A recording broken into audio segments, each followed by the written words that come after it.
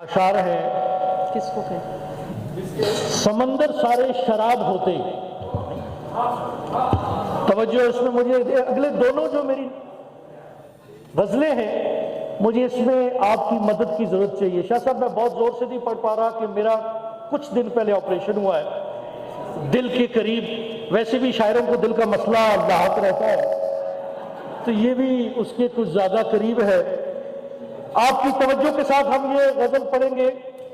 समंदर सारे शराब होते तो सोचो कितने फसाद होते। तवज्जो चाहिए होगी। समंदर सारे शराब होते तो सोचो कितने फसाद होते। गुनाह ना होते सवाब होते तो सोचो कितने फसाद होते।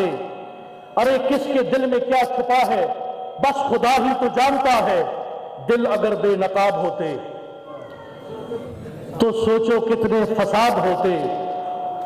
थी खामोश फितरत हमारी जो कुछ बरसों निभा गए हैं, हमारे मुंह में जवाब होते।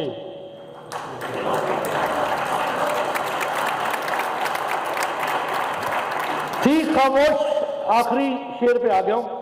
थी खामोश फितरत हमारी जो कुछ बरसों निभा गए हैं, हमारे मुंह में जवाब होते तो सोचो कितने फसाद होते।